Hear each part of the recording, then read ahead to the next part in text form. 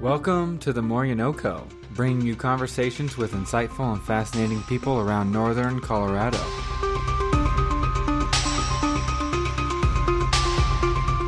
I am your host, Ivan Wayne. Let's do it.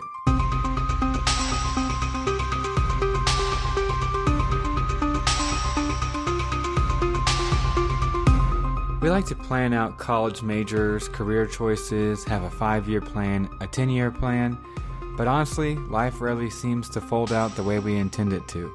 For today's guest, her passions found her in a meandering and intricate fashion. She carries with her a good reflection about what it means to do what we love and how to make our own careers for ourselves.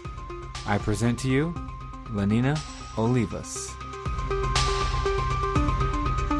Hello, listener. I sit here with today's guest at the Harmony Library in Fort Collins. I sit here with Lenina Olivas, and she joins us for a conversation about what she has been up to and will be up to with her art. And I noticed from your website, you said that you were compelled, that you felt called to art and eventually made your way into this realm. So how did that come to be?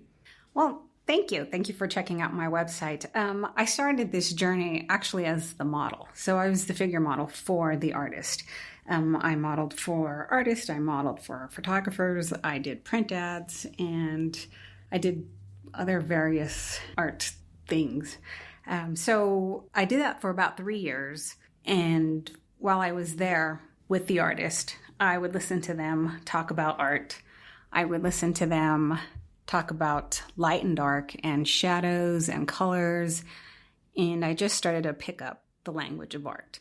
So I didn't have any background in art itself. I was simply the model. And I didn't know what they were talking about or why they were talking about it or the reference.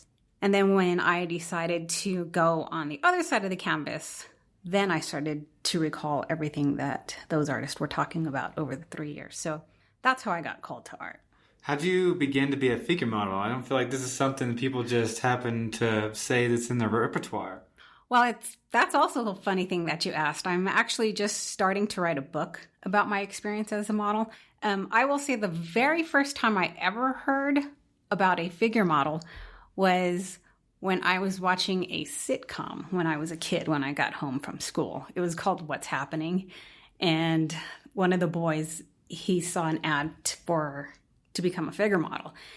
And so it was just all of the uncomfortableness about modeling nude or modeling partially nude or being on stage in front of people. And I can honestly say I don't know why that called me. And then fast forward years later, I saw another sitcom with my grandmother.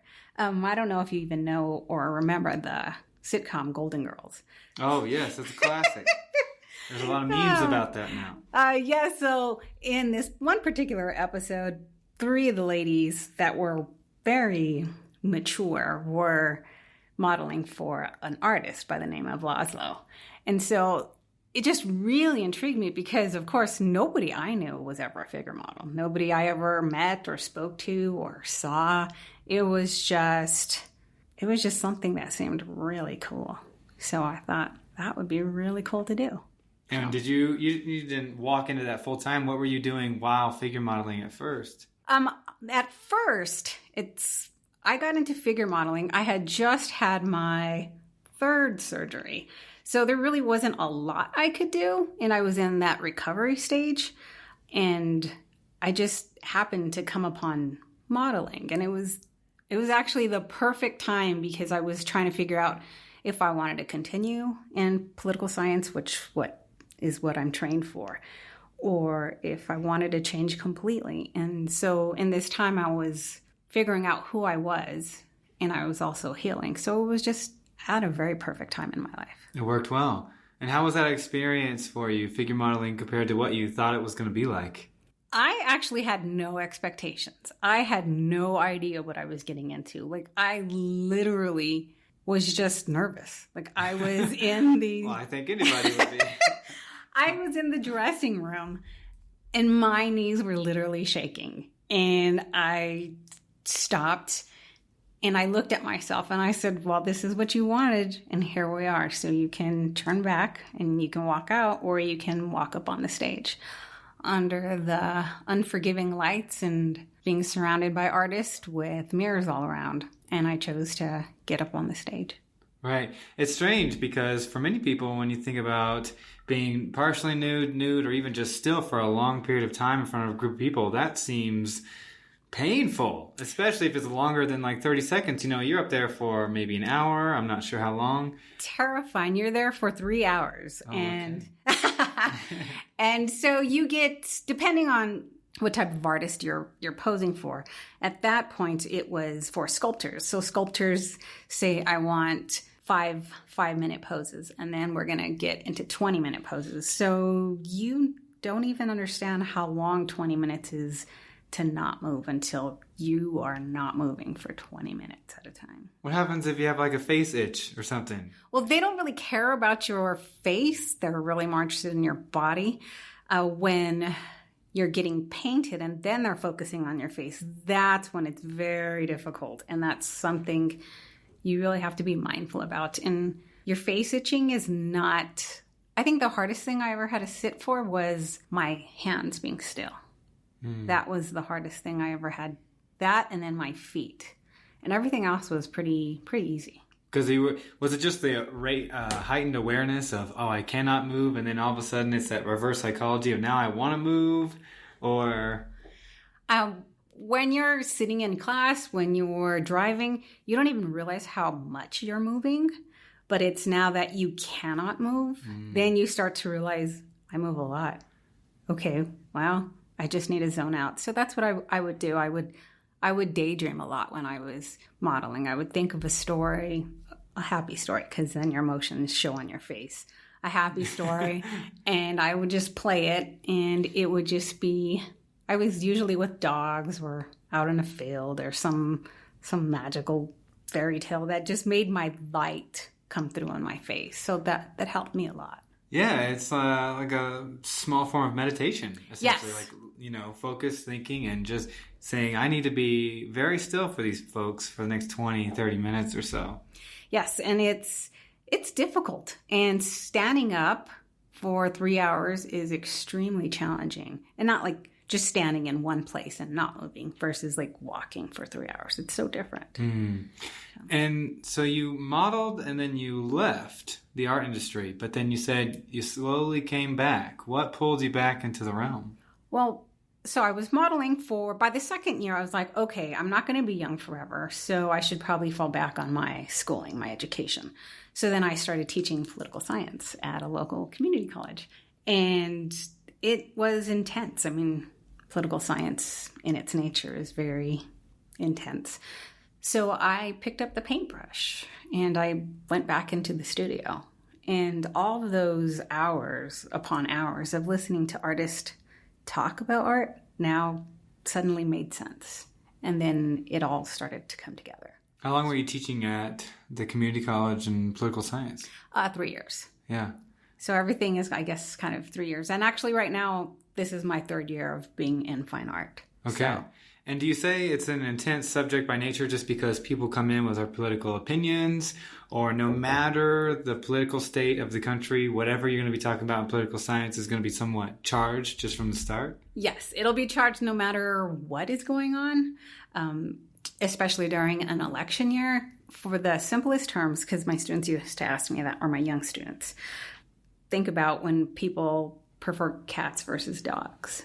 And people can have a heated debate about why one animal is better than the other. And it doesn't even matter. They're dogs, they're cats, they're animals. And people are very emotional about how they feel. So painting was my outlet. It was my quiet time. It was my meditative, just quiet. So. And eventually that quiet took over and you thought, this needs to replace what I do on my daily basis? Yes. It was just something that came easy. It was something I didn't think about, and it just fell into my lap. And it was the thing that just made the most sense. Were you teaching during the 2016 election? Oh, yes. And how was that? It was very difficult. I never thought I would have to explain appropriate touch and consent to students. In a political science realm. Yes. Yeah, So in being very mindful of my words, I taught at a community college, but my students were at a charter school, so they were underage. So when you add in the underage part, then there's a different layer of what you can and cannot say, or what you should or shouldn't say, or vulnerability. And so just explaining that if you touch somebody of the same or opposite sex in a way they are not comfortable with, you will be talking to a police officer. And why was it okay for a political candidate, and why it's not okay for a 16-year-old to do. That was the hardest day of teaching in the 3 years I taught. Yeah. Because you get into political science and you don't think that that's something that is going to be necessary to walk through with students. No, nothing prepared me for that. Nothing prepared me for that. So that was very difficult. And I taught individuals that were underage and people who were adults. The underage was a lot more involved, but it was a lot more enjoyable as well. So art takes many forms. Yes. What do you enjoy doing in underneath your umbrella of Lenina Olivas art? Lenina Olivas Fine Art. Fine art. I think my favorite thing to paint would be wine bottles. It's still life. It's part of still life. And I had been painting for 2 years when somebody had said, "Do you realize most of your paintings have alcohol in them?" And I never. Well, I know. I had never understood that was the case. No, I never did. It never dawned on me. For me, it was about a celebration. So it was always, there's a margarita glass or there's a champagne bottle because we're getting engaged or we're out on a picnic with friends. And so I always create the story first and then paint the picture or create the painting. So I always have that story in mind first. And what does that story look like? So that story usually has liquor. So and then then I have other things that is just an apple, which then I call it temptation. And then that's it conjures up different thoughts or memories or emotions. So yeah, I guess wine bottles and grapes are really my favorite thing to paint. So all still life. It's all still life. Yeah, and I noticed your, I don't know what adjectives you've started to muster when talking about your art, but it has this kind of oily, dark feel to it that I enjoy. Thank you. Yes, it's more from... I'm not sure if you're familiar with my favorite painter is Caravaggio. It's a classical painting, so it's more, I paint with one light source. And I don't paint with electricity. I paint with outdoor light. So it's from the north facing window is where the light comes from. So it's just more of a classical way to do it. So it's more mysterious, more from the light within the church that used to come from way back when. I had never considered this for some reason. Paintings more than 150 to 200 years old, none of them were to be able to be based on something that was lit by electricity. Yes. And so yours is natural light coming in through a window because that's the way that style existed in. Yes, and always with classical music. Classical music, no electricity, just very, very relaxed. So puts yourself in that headspace. Yes. So when I paint in my home studio, I have 3 dogs, and my dogs, once I roll my easel out, then they know it's time to settle in. Mm-hmm. And then by 30 minutes into it, they're asleep. It's just very relaxing. So it's always classical music, lights off, just painting. So. And you mentioned that it's your quiet place. So I assume not only is it enjoyable to have that finished product, to be able to share with other people, possibly sell, display at galleries, but the process is also, where your passion lies as well. Yes. Yes, the process is very, I don't know, for me it's very magical. It's very healing. I love oil paints. I've tried watercolor, didn't like it. Tried acrylic, I do not like that.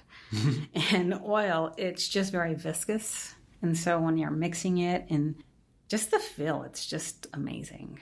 It's kind of like butter. It just feels very buttery and it goes on smooth and thick and it's nice. Okay. I like it. So you exist around different galleries and art spaces here in Northern Colorado? Correct. So right now I am at Independence Gallery on 4th Street in downtown Loveland. And also my art can be viewed at Robosc in downtown Loveland. And my reproductions, such as items on wine corks and wine charms, is at Sweetheart Winery in Loveland as well. And Sweetheart Winery is the winery that's in Loveland while you go up to Estes Park on 34. Okay.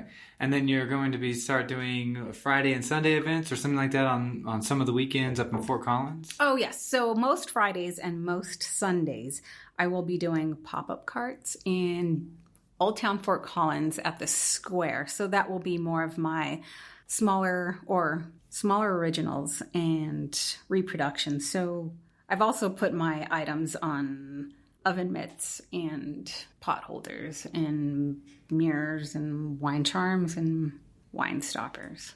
Yeah, and you have this custom-sized koozie with you today of Yes. one of your art pieces that wraps this coffee mug that you have. Correct. It's very neat. So that's more for tourists or people that just want to pick up something simple and can't afford a $1,000 piece or something larger. Maybe they don't have the display for it. Maybe their house is bright and sunny and sparkly, and my dark classical paintings don't go there. They just don't fit. Yeah. So when you made this transition into art from teaching, were you nervous? Was this to have some anxiety with it, or you didn't look left or right? You went straight and you just jumped for it? Oh man, I ran. I jumped. No, it was my third year, and I kind of knew I was done. I was done. And so my last day was my last day was December 5th. And I remembered, when I'm done with this class, I'm not going to teach any longer. I'm not coming back. And it was 2:00. That was the end of the class. And 2:05, I submitted my grades. I turned in my book. I gave everything back to the college. And I left. And I drove home. And I was so happy. I was ecstatic. I didn't know what I was going to do, but I wasn't going to be teaching. And I've said this before, but that was like probably the happiest I can remember. Well, the other times I was happy was like when I got my first puppy and when I got married. Like that was like happy. And then this was like happy, ecstatic, like gleaming. Like I think I called every single friend to see if they wanted to go out for a drink because I was just so ecstatic where I just wanted to share with them. And it was amazing. I still remember that. I still remember driving home and just smiling, and my face hurt because I was just so happy. I didn't know what I was going to do, but it wasn't going to be teaching. Right. And that's okay. And 3 years later, right? Here we are. 3 years later. Well, actually, I stopped teaching 2 years ago. So I was painting, but I didn't know I was going to end up painting full time. It was just something I did. So now, you had mentioned that your background education is in political science. You graduated with a master's from CU in 2010. During that time, you're going through all this school. Did you desire to run for political office? What were you thinking was coming for you after school, or were you just going to see where teaching took you? Well, I thought I would work in the political realm, and then eventually I would run for office. That was the plan. Art wasn't even on the horizon. I used to daydream about it. In my daydream/fantasy, I used to be on the porch in my cabin with my dogs around me painting. And I didn't paint. I don't have a cabin. Like they were just fantasies. But what I did was I was in political science, and I was going to run because I was going to make the world a better place. And I got into teaching. So I was a campaign manager first, and then I was teaching. And it was great, but life changes. And our direction where we think we're going and what life has in store for us are two different things. And that's okay. So I got called back to poli-sci, but I said, no, I'm good. Yeah. So, not now. Do you feel like your time in poli-sci has educated and built you in some way to prepare you for being an artist? Or in some of the things that you find yourself in today, do you think that background education and that world you thought you were going to be in still helps you? Oh, yeah. In every walk of life, you will bump into the ugly world of politics, no matter what that means or what that looks like. So my skill set still serves me, and that whether that's speaking in public or being politically correct or raising money. My foundation has really helped me move forward. Yeah, it just still serves you, and it just enables you in the littlest ways that you think possible. That's what I say about psychology. Being a psychology instructor and a PhD student, it's like, sure, it's what I do for my livelihood, but it also impacts me when I'm at a party on Saturday night. And the last thing I want to do is think about work, but pop, there it is. It's psychology, and I'm sitting here thinking, and I'm like, oh my goodness, it influences my self-awareness, my life decisions, and the choices that I make that have nothing to do with my career. It's funny. Looking back to 2016, I remember if I ever said I taught poli-sci to a complete stranger, then I would get bombarded with questions. And so quickly I learned just to say I taught art. So it was still teaching, and I knew enough about art so I can answer their questions for about 10 minutes, because most people won't ask more than 10 minutes worth of art questions. Poli-sci, I could be there for 2 hours with somebody I just met because they have a bunch of questions or they want to give me a piece of their mind. So I just learned to say, I taught art. That is fascinating, because some people, you think about careers on an airplane. Someone sits next to you and they ask you, what do you do for your career? Depending on what you say, that person is either going to talk to you for the next hour or they're going to talk to you for the next 90 seconds. And you have no idea before you tell them the answer. And that's so interesting to me that people will have just loads of questions for someone who says that they're in the field of political science. It's not really questions. They're more giving me their opinion about something. Because if somebody had a real question, I would happily answer and show them where they can find more information. And it wouldn't be, this is what I think. This is where you go for your resources. And that's what I did as a manager also. So I'm not here to tell anybody what they should or shouldn't think, but people didn't really have true questions. So that's why I used to always just say, oh, I teach art. And they would say, oh, that's great. Where, what kind of art? Oh, okay. And then the conversation was done. But it was okay. Then I can get back to whatever I was doing prior to meeting them. And now when you tell people that you're a full-time artist, what kind of questions do you get now? Usually they ask what kind, and I'll flip my iPhone over and show them. And then they'll say, oh, how did you paint this? And then that'll start that conversation. Or how did you paint this on your mirror? Because I have it in my compact mirror as well. And they'll always just rub it. I don't know why rubbing it makes it. I don't know. They rub your cell phone case? Yeah, they'll rub my cell phone case. Well, they think that that's the actual oil? Yeah, and I'm like, no. And then so I'll say, so once the painting is complete, it'll dry, it'll get professionally photographed, and then it's reproduced on various items. And they're like, oh, okay. So it's always that same answer for them. And everybody always rubs it. I don't know why. There's no genie that's going to come out. That's so strange. There's another layer to that, because if it's assuming they don't know a ton about oil painting, they don't know whether they'll compromise your piece. Yes. What if this was an actual oil painting, which obviously is not? If it's on your phone case and they just go to touch it, it's like, that's so strange to me. Oh, that would be a really big deal. Yeah, I always wondered about that too. When they're rubbing my phone, I'm like, it's not on there. You just carry some hand sanitizer with you, like, okay. Yeah, it just, whatever. I just kind of equate it to, it's like if my dog licks it, it's on there. I'll just clean it, no big deal. Right. I would never think that people would reach out to touch things. And the second they know it's art, it's like, oh, I must touch. Yes. And even with my art that I have on my pot holders, they'll just look at it like whatever. And then when I say it's my original design, and then it's on various kitchen items, and then they'll pick it up and turn it around and touch it and rub it. And I'm like, you can just wash it when you get spaghetti sauce on it. It's not a big deal. It's just a printing. That would never get old to me. I'm going to think about that for a while. But yeah, so I don't know. I guess I got used to that. I got used to people always wanting to touch it.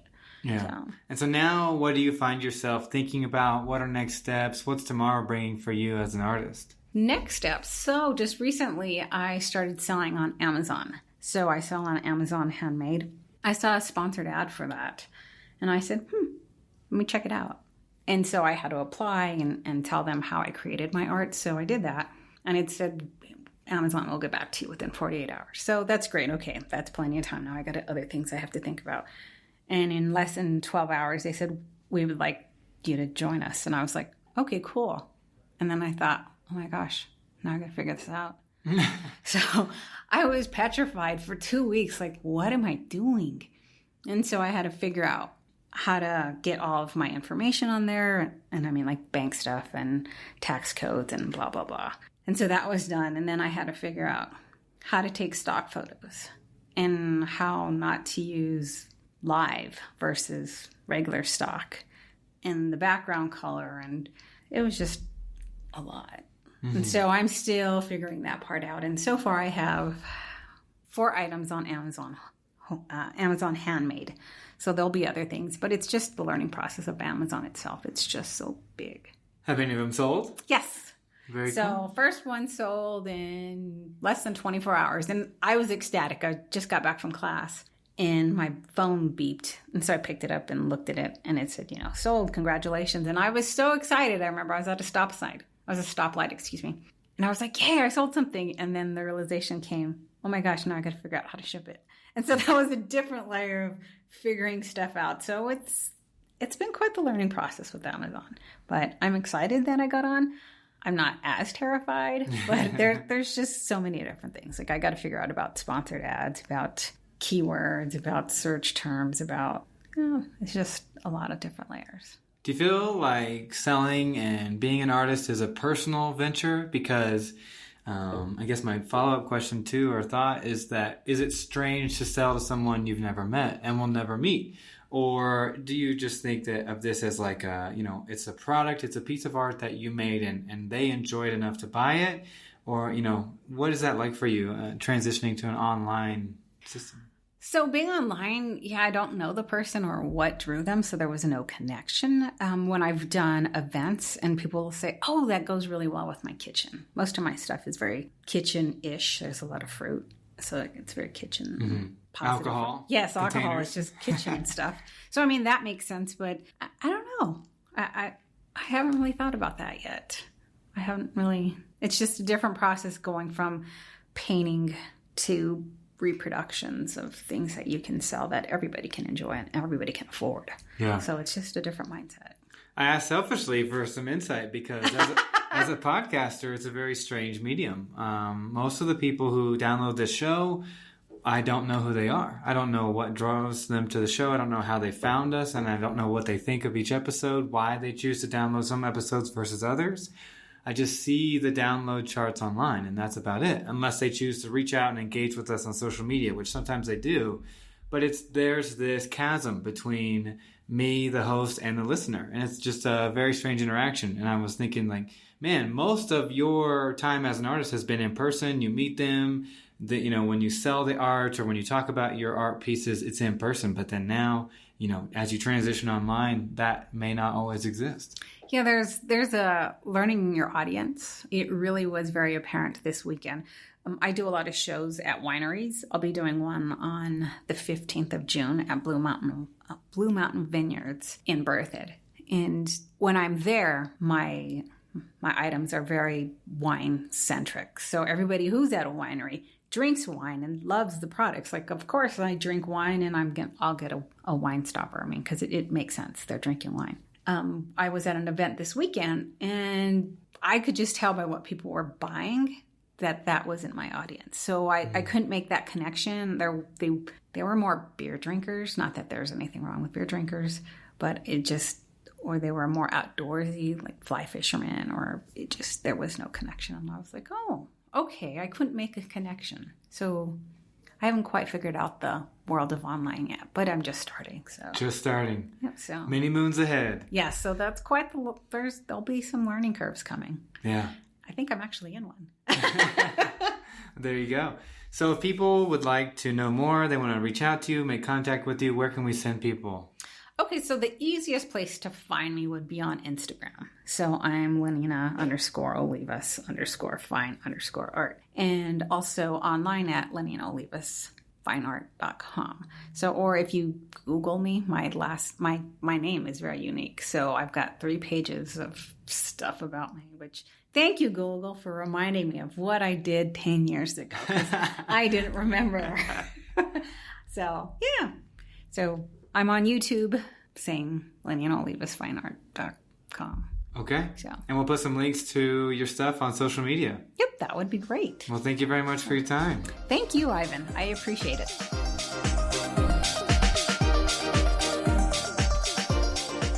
For more about this podcast or our other guests, visit www.themoreyouKnowco.com. We have had so many wonderful conversations, you have to give the other episodes a shot. You never know what you're going to find. Thank you to Trevor for mixing and editing all our episodes. Thank you to Kelsey for our awesome logo and artwork. And Russell Isaac Long, my man, and guest of episode 67, is responsible for all our music used here on The More You Know Co. So grateful for you, my friend. We will be back soon, listener. Who will it be? What the heck are we going to discuss next? Until next time, peace!